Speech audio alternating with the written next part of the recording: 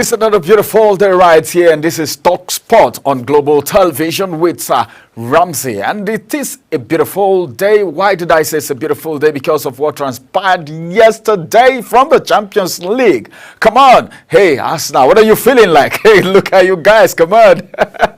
Well, it's not an easy game, but then I think they made it happen, and it was a very big one. What about Manchester City? Some persons may feel, well, the club you played with wasn't it wasn't such a competitive club, but then winning is a winning. You went home with the three beautiful points, and that's the beautiful thing about that. Then come to talk about what's happening from the home front, where Guavom has said, well, it is not easy to coach the Super Eagles. It's not a child's play. It's not a day's job. But then he just got to step into that shoe for now. And then many other things happening from the world of sports this morning. And of course, my guest will be joining me to talk sports today, because we need to talk about what's happening because of the Wednesday games will be very, very hot. Then the Tuesday games were also very hot, and we'll bring you the details. And it's so good that some coaches are making confessions right now. Sometimes it's bitter, some other times it's very, very sweet, and that's why it is called a game. If it is not a game, then it will just be one-sided, just one way, no suspense and no disappointments, no excitement and no intrigues. But as far as the round later game, the basketball, the rugby, and the host of other games are concerned, you need to come up with something very strong, and that's exactly what we will be bringing on your way this morning. I'll tell you who my guest is when we return from this break. But then before we go on break, well, let me just tell you who my guest is, because my guest is actually itching to talk sport with me today. And as a matter of fact, Yusuf Zinas Pembi is my guest today. He's a sport analyst, and of course you may have seen him on other platforms before, but today he is live on Talk Sport with Ramsey on Global Television. It's good to have you right here. Well, I call him Mendy. Some of you may not know. I call him Mendy. All right, we're talking sports today. Was yesterday's game from the Champions League, did it come with any form of surprises? No, not at all. Not at all. Just hold it there. Just hold it there. Let's quickly go on break, and when we return, we'll talk more about sport. But then, for him, he said the surprises wasn't for him, but for other persons, it might be a surprise for the scores, and of course the goals, the celebration, and everything that happened yesterday. More details coming on your way after this break.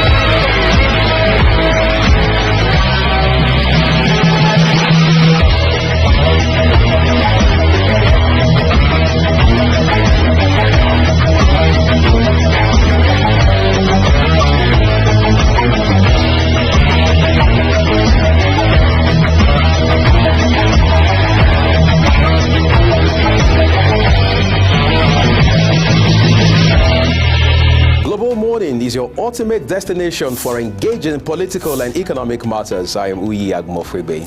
And don't forget to include social discussions. Tune in every weekdays from 7 a.m. to 10 a.m. I am Queen Agaba. For insightful breakfast ideas, business summaries, sports highlights, international and local news perspective, I am Anthony Momodu.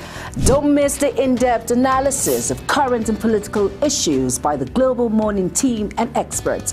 I am Jumai Manson. Catch Global Morning here on Global Television. Getting on the action. I am Edikan Michael. We are The Global Morning Team.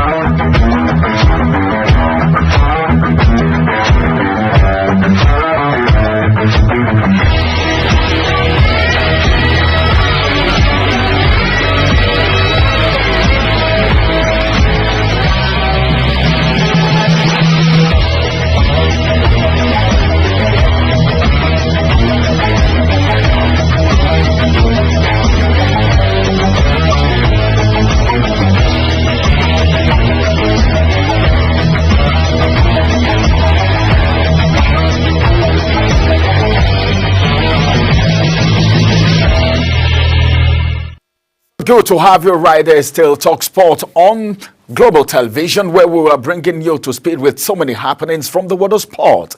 But then we would like to get started with the Champions League. The excitement, disappointment, and of course came for Arsenal as they sink PSG, and of course beat Paris Saint-Germain 2-0 in their heavyweight Champions League duel as the second round of the matches in the new format of European football elite club competition out of the way. It got on the way and it was a very fantastic game, and the coach have this to say. I think it raises our confidence, and I think we showed a lot of maturity that is coming from the coach and the way they actually played. Arsenal's manager Mikel Arteta is the one saying that while he said they possess a lot, and of course PSG manager Luis Enrique also conceded. According to the coach, he said he couldn't overcome the kind of pressure that actually came in as they were actually eliminated by Munich in their Champions League quarterfinals last season, and of course piped to the English title by Manchester City. The Gunners are now unbeaten in 9 beautiful games in all their competitions this term, and as I speak with you, they are of course very, very close to the silverware of both front. But then Bukayo Saka has backed Arsenal to say, well, Arsenal will be crowned Premier League champions of this season, and of course they are able to end their 21-year wait. They've been waiting. Arsenal, as a matter of fact, have been waiting for the past 21 years to actually get there. Some persons will tell you they always get very close, but then they never clinch the trophy. But right now, Busayo is saying, Busaka is saying, well, whatever happened, Bukayo, okay, Saka is the one saying this, that well, we are going to clinch the Premier League this time because we've waited for a good 21 years before, and if they get crowned, it's going to be a very great one. As I speak with you, they've been actually waiting. Arsenal's boss Mikel Arteta actually believe his team are growing into a very genuine Champions League contenders following their impressive win over Paris Saint-Germain last night. And as a matter of fact, you know how it happened. Because Havertz and Bukayo Saka actually struck in the first half to secure victory over Luis Enrique's side, as the Gunners actually boosted their chances of qualifying for the knockout round of the tournament. As I speak with you right now, Arsenal have shown a lot that they are real contenders in the Champions League. I don't know if you want to say they are actually real contenders in the Champions League as it is right now. Arsenal is looking at clinching the Premier League. Then they are great contenders in the Champions League right now. But you may differ in opinion, as a matter of fact. So what do you think? Well, in my opinion, of course they are contenders in the Premier League. I mean, Arsenal, for the past 2 seasons, we have seen how they have pushed Man City to the wire onto the final game of the season. The Champions League, however, is a different ball game entirely, because you're not just playing teams, from your country. You're playing teams abroad, teams like Bayern Munich, teams like Barcelona, teams like Real Madrid, teams like AC Milan. These teams want to compete. These teams have a history, a big history in the Champions League.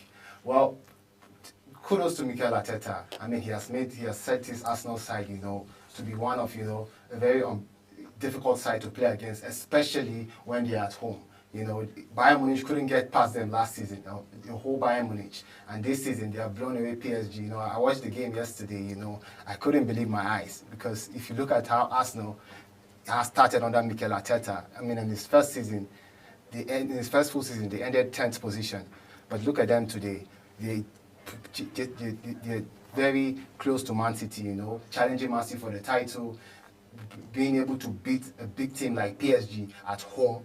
I think, of course, they have the right to brag, that they can do well in the Champions League. But to win it, well, I don't really think so. To win it, you don't really think so. But then, in the Champions League, how far do you see them going? Because they said, we are good contenders. Looking at their performances so far in the Champions League. Like, you already talked about that. But then, okay, you already talked about the Champions League. What about the EPL?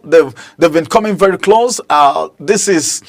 England we're talking about here, and they claim to be landlords in England. When it comes to Arsenal, Chelsea, Man City, then you talk about Manchester United. These guys, there's a way they feel in England. So are you seeing Arsenal going very far this season like they've ever done? In the Premier League, of course I see them going too far. Last season, I mean, they pushed Man City to the final day. So, this season... And the way they have started this season, of course, you could see Arsenal are genuine title contenders. Well, to win it, however, it is still a big question, because Manchester City, I haven't seen that. Manchester City are still that team that can, just when the season's about rounding up, they just go on their form, winning 8 games in a row and just, win the league. But with the way Arsenal has started, I really feel they'll be, they'll push Man City to the wire again this season. To win it, however, well, Or maybe it's even too early to even say whether or not they will win it. But then you saying they will give Man City a run for their money, I think that's good enough. Because Arsenal, they don't seem to be playing this season the way it's going right now. At all, they don't. Okay, let's get to some reactions from the World of Sport from the game that was played yesterday, as PSG, course, wasn't really helped by the absence of France winger Ousmane Dembele. Dembele's case right now is becoming something else. Well, from the press conference, it was said by the coach that then, well, he wasn't really sent out. He didn't just abandon him. They don't have quarrel. They don't have anything. Probably he was actually saying that because of what people would say. Talking about Ousmane Dembele, who was left out after the 2018 World Cup winners reported clash with boss Luis Enrique. But then something is that Enrique is actually denying when he was actually substituted in their win over Rennes on Friday. Dembele is PSG's most potent and attacking force following Kylian Mbappe's move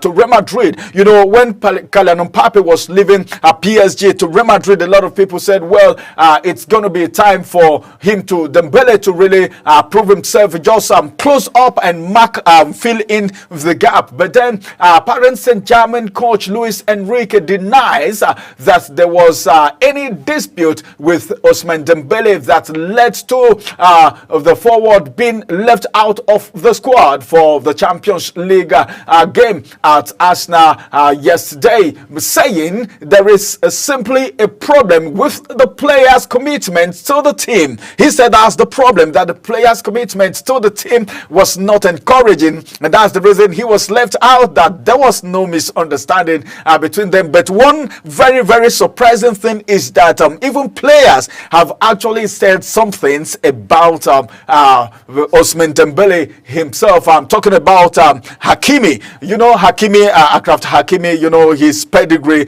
as far as the club is concerned. And he also said it doesn't matter whether Ousmane Dembele plays or not, that they have a lot of options in the team. When that kind of statement is coming, it means something is fishy, something is wrong somewhere, because you should be feeling bad if your colleague or maybe your teammate is not in the field of play. Probably there is an issue. Or do you think Ousmane Dembele is actually surplus to requirement, that he has a lot of replacement, whether or not he's there?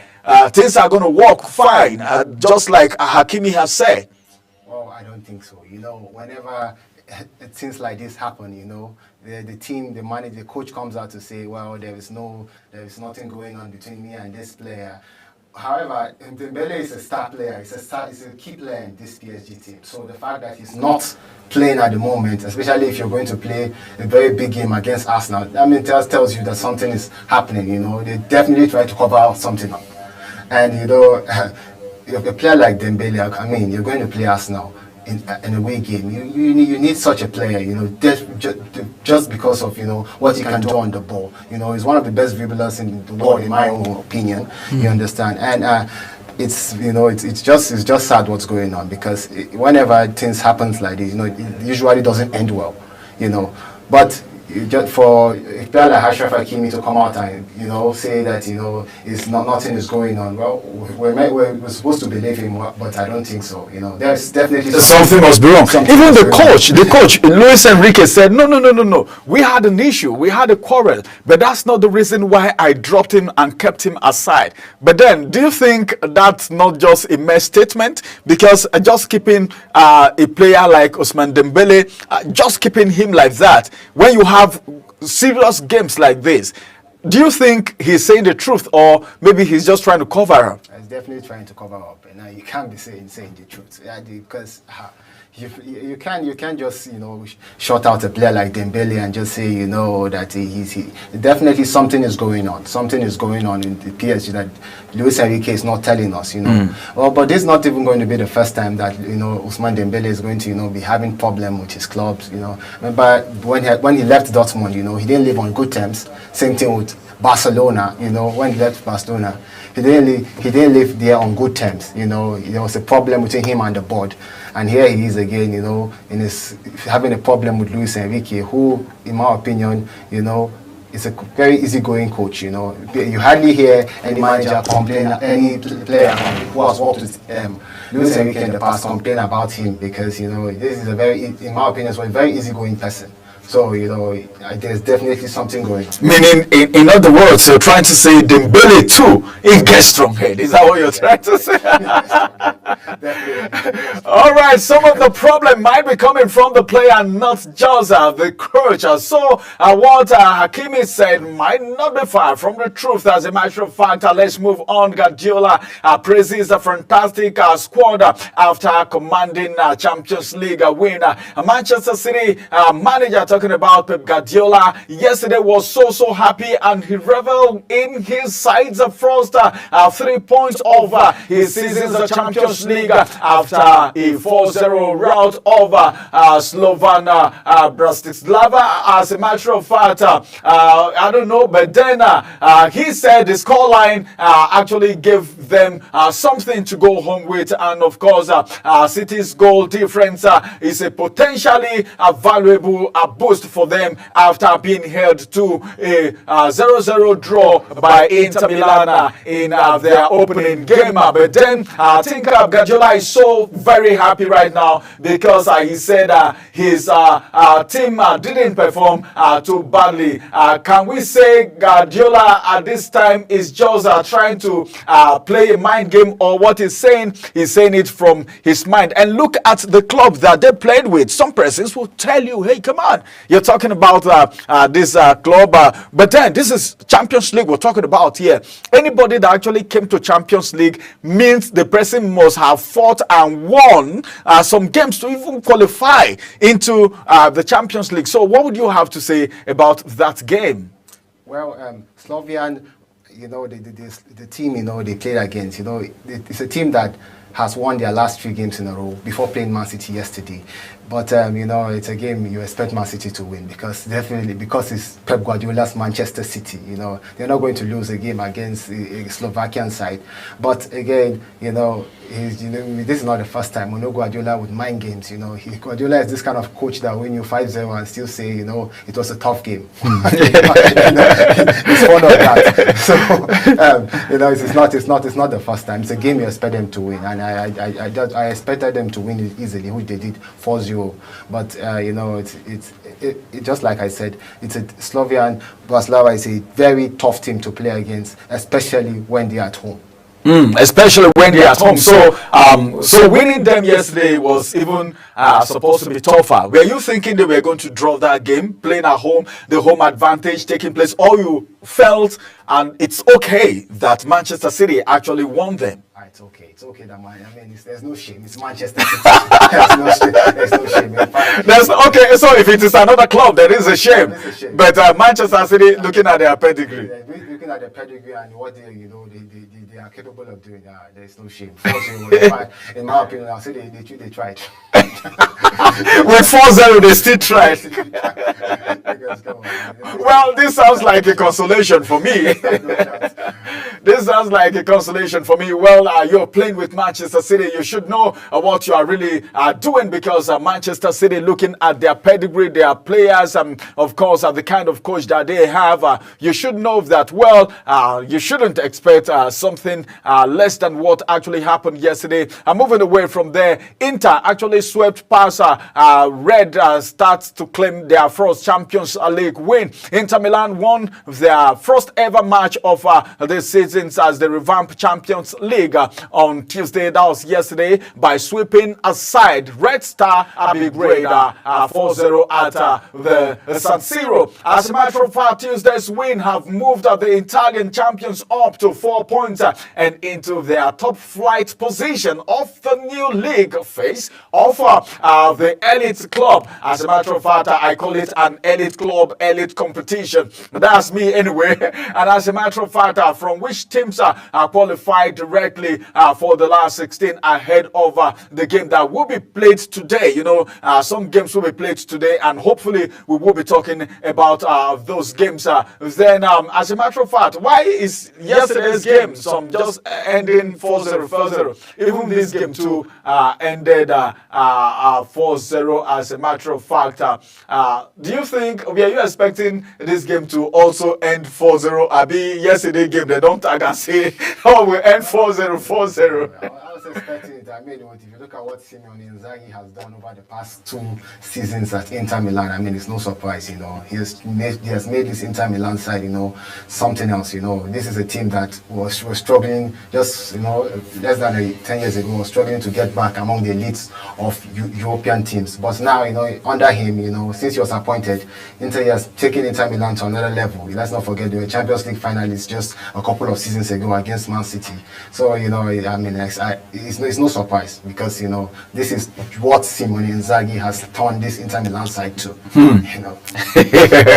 All right, this is what Simeone has turned this Inter Milan side to. Well, it's so good that this accolade is coming for the coach at this time. But then, as a matter of fact, let's move away from there and also talk about Leverkusen. I'm talking about Bayern Leverkusen as they hold on to beat AC Milan in the Champions League. Bayern Leverkusen actually show their attacking flair. And of course, the defensive grits to see off AC Milan 1-0 at home in their Champions League yesterday. And as I speak with you, they will continue their perfect start to the life in the competition. Leverkusen beat Europa League final in May. They were one of the finalists in May, if you could remember, and of course they have already continued their excellent form from last season, winning both their matches in Europe's top club competition with 5 goals that they scored, and of course 0 conceded, scoring 5 goals and no goal was actually conceded by them. That's to tell you of how they actually fared in that game. Bayern Leverkusen's manager, talking about Xavi Alonso, actually praised his side for fighting fatigue to take all the 3 points. Fatigue, looking at their schedule, their previous schedule before now, they were actually able to take that game. But for me, any match that end 1-0, I look at it as a very tough game. It's either they were struggling to defend that one goal, or they were struggling to up it with another goal so that it will be 2-0 and they'll be relaxed a little bit, or maybe their opponents who had 0 will be struggling to equalize that game because at all 9 bad pass may be working for those people. So this game, do you see it as being tough? Yeah, it was. I watched a bit of the highlights early this morning. I'd say it's a tough one. It was a tough one because Bayer Leverkusen had few chances, and the few the one they took was the one very young Victor Boniface was able to score. But this is Bayer Leverkusen. They always find their way. Ever since Xabi Alonso was appointed, we followed them last season. They just have a way of always getting past teams. And that was what just happened yesterday. It was just a normal. Anyhow, make we carry the 3 points. Anyhow, I won't do it. It was just a normal day at the office for Bayer Leverkusen. If you analyze them last season, most of their games 1-0, and most of these games, goals come, in the last 10 minutes of the game. You just turn it around, and this is just what Xabi Alonso has turned this Bayer Leverkusen side to, very difficult to score against, and very difficult to even draw against, because they always find a way. And kudos to him, just less than 2 years in management, you're on the brink of being named the FIFA best coach, and it's a good one for Victor Boniface also, who has started well this season, his 3rd goal. Competitions. So, it's a good one for even us as Nigerians. Yeah, it's a good one for us. I'm a proud Nigerian, as a matter of fact. To see one of our players, doing it at a very top level.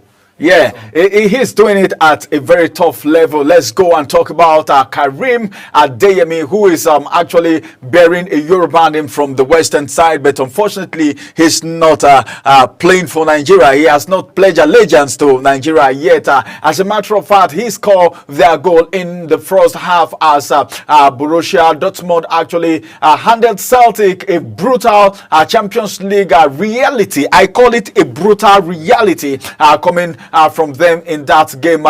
Czech winning 2-1 at home on Tuesday to actually come into the match having won 8 from at least 8 games. Winning 8 is something to actually commend them for. That happened in Scotland, like we all know. And of course, Europe this season, they were also fantastic, but we were blown off of the prank in Germany. Dortmund actually leading 5-1 at halftime, but then the game actually ended yesterday and it was fantastic.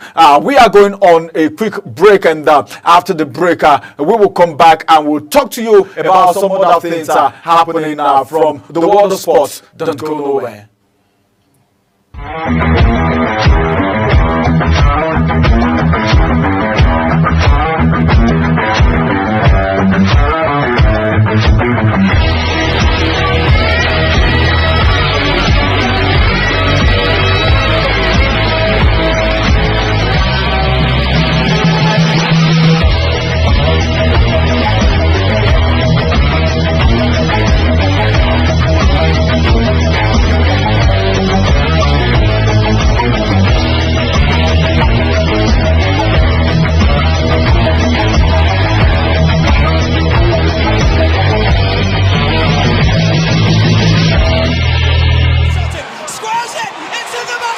time for sports' biggest moments on global television. The headlines, scores, breaking news, and commentaries on sporty events. Talking with the biggest players, strikers, and about the slam dunks and goals, stunning saves, near misses, and upsets. Let's talk about the greatest home runs, comebacks, knockdowns, and victories. Talk Sports with the King of Sports, Anthony Momodu. Weekdays, 10 a.m. Don't miss out. Oh, that goal! Beautiful work from the wingers! Get a shot in, squares it, into the back! It's time for sports' biggest moments on global television. The headlines, scores, breaking news, and commentaries on sporty events. Talking with the biggest players, strikers, and about the slam dunks and goals, stunning saves, near misses, and upsets. Let's talk about the greatest home runs, comebacks, knockdowns, and victories. Talk Sports with the King of Sports, Anthony Momodu. Weekdays, 10 a.m. Don't miss out. Oh, that goal! Beautiful work from the wingers!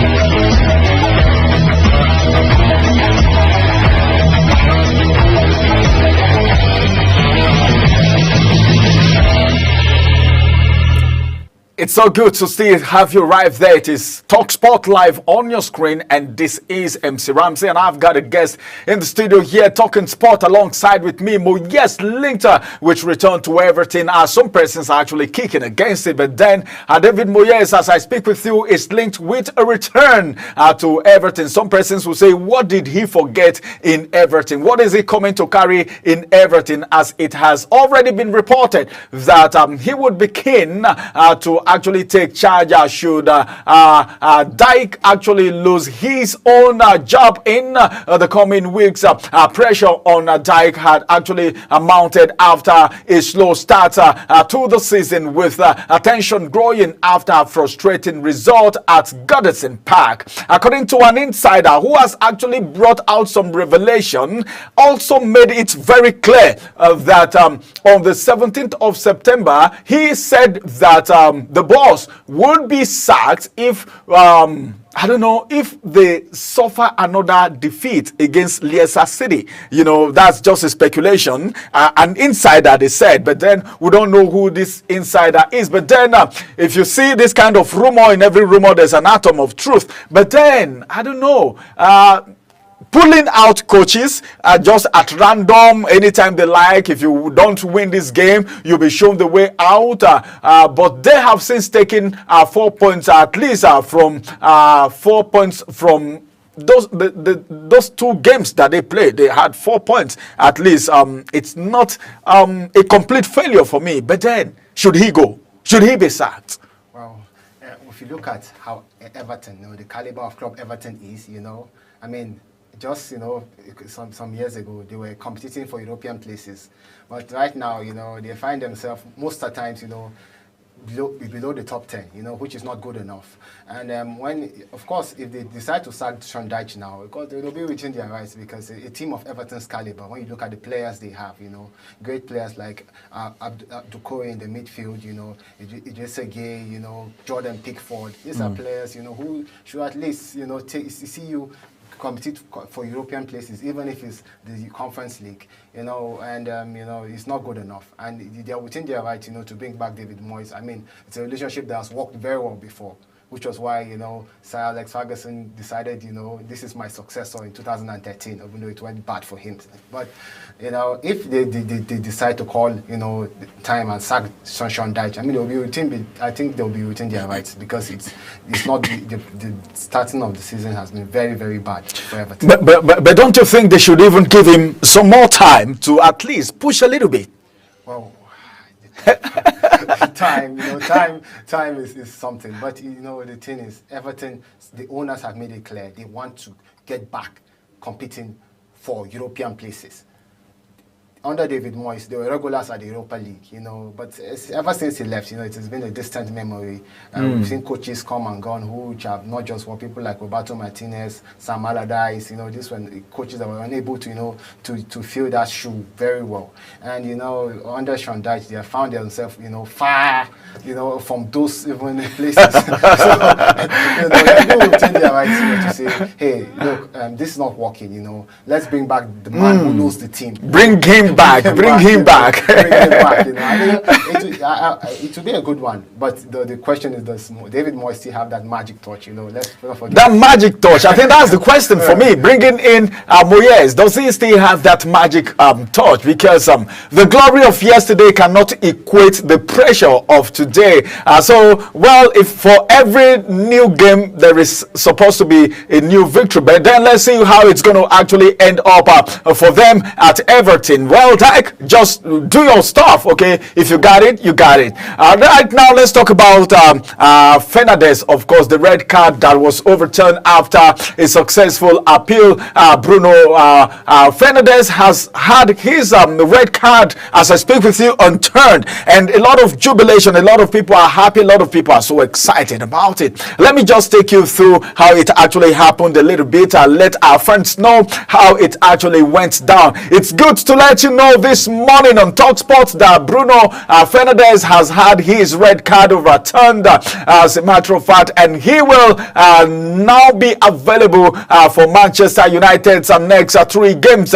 With United 1-0 down, Fernandes was actually shown a straight red card for a foul on James Maddison. United went on to concede 2 more goals in the second half as Tottenham Hotspur actually won 3-0 at Old Trafford. Bruno Fernandes will be available now, and it is a good news for Manchester United's next 3 beautiful games following a successful claim of their wonderful dismiss. Fernandes was set to miss their league fixture against these very tough clubs. I call them tough clubs because no club should be taken for granted. Now he's going to be in the game against Brentford and West Ham United, but will now be available also for selection following the successful appeal. What do you think? Is this a plus for Manchester United, or maybe it's just that normal talk that comes from players and of course fans? Of course, it's a plus. I mean, Man United without Fernandes, you know, it's not. Although he has had some days, you know, where the fans, you know, come at him and say, "Look, you're holding the ball a bit, you're too much, or you're not giving the right passes." But come on, Bruno Fernandes is the backbone of this Manchester United team, and you know, I'm very glad that he was, you know, the red card was overturned, because in my opinion, when I watched the game, I told a friend of mine, "No, this is not a red card. Yeah, the boot was high, but there was no actual stamp that, you know, the referee just maybe the referee was looking at his intentions." Yeah, probably because the boot was high, but it's not. There wasn't that stamp, you know, that traditional stamp that you say you just rush and give a red card, and the referee didn't even go to check the VAR, to my surprise, you know. So it's a good one, and I'm glad for him that the red card was overturned, because in my opinion it wasn't a red card at all. And you know, Manchester United, you know, they just can't cope without a player of Bruno Fernandes' caliber, because he wants that midfield. He wants that midfield.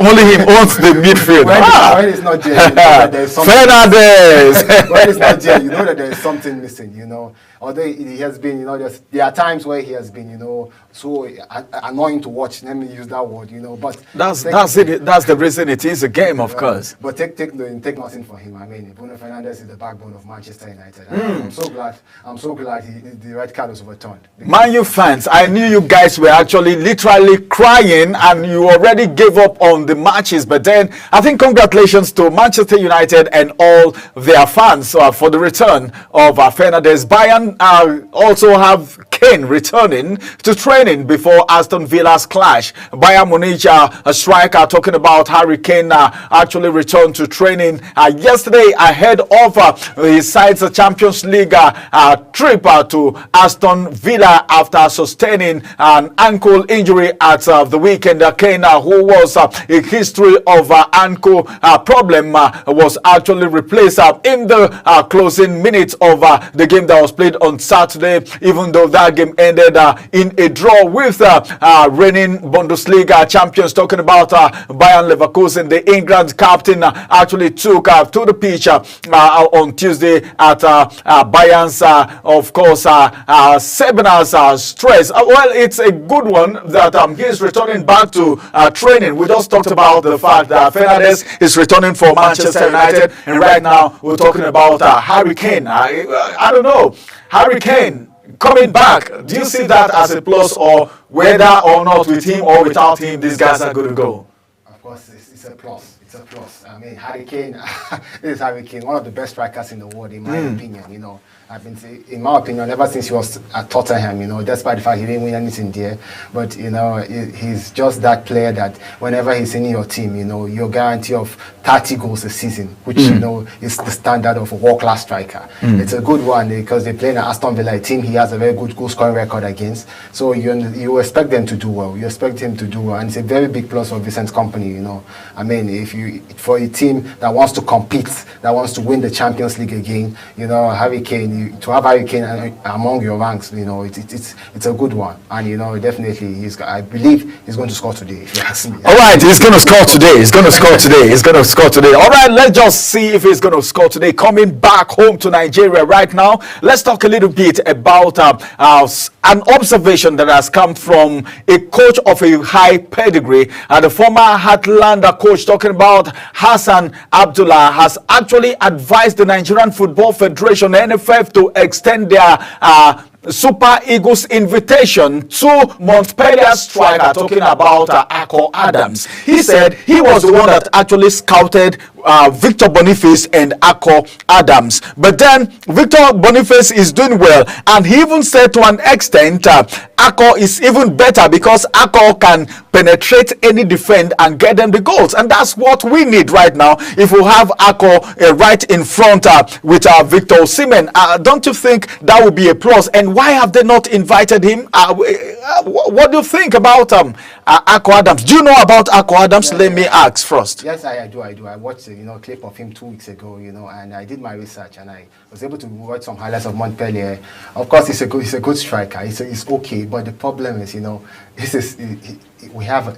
look, Nigeria is blessed with an abundance of number 9s. I like that. There are a lot of options, and I really feel for the coach, you know. I really do, because come on, we have strikers who are making it on the top. People like Victor Boniface, Victor Osimhen, you know, Terence Murphy, Sadiq Umar. There are a lot of them, you know, and the competition for the starting position of a number 9 spot for the Super Eagles is much.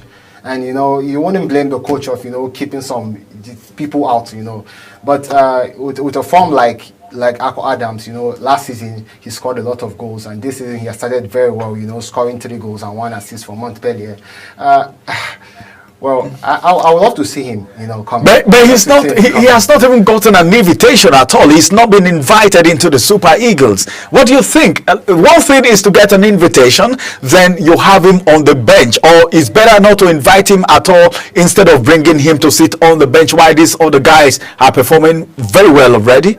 Well, yeah, of course, you know, but just like I said, there are a lot. You know, we have a lot of strikers. Nigeria is blessed with an abundance of number 9, you know, and you know, if of course when you have a lot of strikers like this, of course some tend to be left out. You know, let's take England for example. It was not just until recent that Ivan Toney, you know, has started being called up to the national team, despite scoring a lot of goals in the past, just because of the fact that they have players like Harry Kane, Watkins. That's true. Know. So we're same thing over here. You know, there are a lot of strikers. You know, and most of these guys were on form last season. Osimhen, Victor Boniface, Terence Murphy. These are strikers who are starting for their national team and scoring goals, not just playing. They are scoring goals. So, but I would like to see, you know, Akol Adams invited to the national team, just because I feel, you know, I love his link-up play. I've watched him, you know, play with Montpellier. His link-up play with his wingers, you know, is good, and it would be a good thing for him to come to the national team. But Okay. he has to wait. You know, He has to wait for your time, bro. Wait for your time. All right. You said something while you were talking about the issue of picking players, selecting players, especially the number 9, where we have a crop of beautiful players that can actually make it happen. And you said something that the coach, maybe it's not easy coaching the Super Eagles because of the crop of players we have. You were talking about selection, but then I think Austin Eguavoen is of a different opinion, because he said yesterday that the Super Eagles job comes with a big pressure. The 58-year-old actually took a charge of the Super Eagles in interim capacity as last month, and he is going to be coaching them, and he's going to be taking them to the African Cup of Nations. Hopefully, I'm just saying. But then the qualifiers against Libya, and he has come out to say, well, it is not easy to be a coach of the Super Eagles. You know, a lot of people were saying, give it to him, give it to him. But now he's saying, even if you give it to me today, I will not just jump into it. I will need to sit down, think about it so much. Do you think, is this a form of a mind game, or he need them? He just they pretend?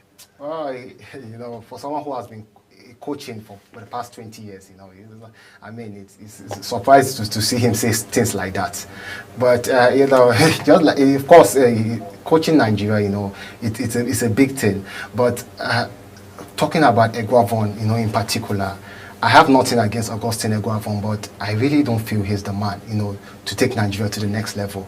When you look at his past record, I mean, aside from AFCON 2006, where we ended up 3rd place in Egypt, I mean, there's nothing to catch your eye about that he has done this. You know, let's not even go far. In 2022, AFCON 2022, what happened? We won our 3 group stage games, only to, you know, to get knocked out by a very poor Tunisian side.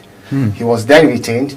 Then we went to play the World Cup qualifier against Ghana, and we all know how that ended. So, you know, there's nothing to, you know, left from, in my opinion, there is nothing eye-catching about Augustine Eguavoen. But, you know, well, I'm not the president of the NFF. Ibrahim Gusau knows, you know, what he sees in him, and he knows why he has given him the job. I really hope, you know, as a Nigerian, as a patriotic Nigerian, I hope he does well. Because but I don't think he has completely gotten the job yet. I think just for the qualifiers, because the Super Eagles cannot just go coachless like that. But then some persons, some Nigerians are thinking that this is some form of mind game. Maybe he's saying this ahead in case he fails, so that people will say, he said it, that the pressure is too much. Some persons might be thinking the pressure might be coming from the NFF, or maybe some internal, you have to do this, my player have to play, and all of that. You know, that's part of the pressure too. Do you see this as maybe in form of an excuse in case he fails? I wouldn't say it's an excuse. To be honest, you know, just like I said, the job comes with a big pressure. I mean, you know how passionate we are about football in this country. I mean, when we lost the AFCON final, we saw how our players felt it. You know, there's that pressure. You know, I mean, this is Nigeria. Some people almost broke the television to start stoning Iwobi. Alex Iwobi, you know, will tell you how the amount of abuses he received. You know, and let's even talk about even Yakubu Aibeni that time when he missed that chance, you know, the World Cup. You know, there was this baggage of insults he received. So, you know, football, of course, there is that pressure. There is that pressure, of course. He's coach of Nigeria, because if you mess up, you know what you're going to get from the fans. You know, because Nigerian fans, you know, they never shy, you know, to show their emotions.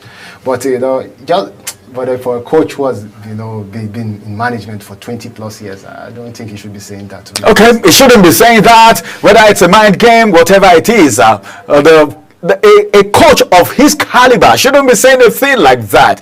And that's coming from my guest right here today. It's been a very wonderful time. Maybe that was the reason Finidi George say, I know they do again. All right, I'm just saying, I'm not trying to preempt him. They all have their reasons why they are leaving. Labadia left, and there were so many things on air, on the internet, the reason why he left. But then I think the NFF have actually said the reason why he had to go. But then that's going to be the size of Talk Sports today. Tomorrow it's another wonderful day, another day entirely for more information coming to you from the world of sport. Thank you very much for coming around. Mendy, that's the name I call him. Yusuf, of course, it's so good having you on Talk Sports today. We hope to have you some other time. So beautiful to have all our fans join us today on Talk Sport. Tomorrow it's another time. We will want to have you join us tomorrow again. Have a beautiful day as I take a bow right now. But don't forget that coming up next is another wonderful program, and that is the business. Okay, business day. It's coming right after now. Don't go nowhere. Bye bye for now.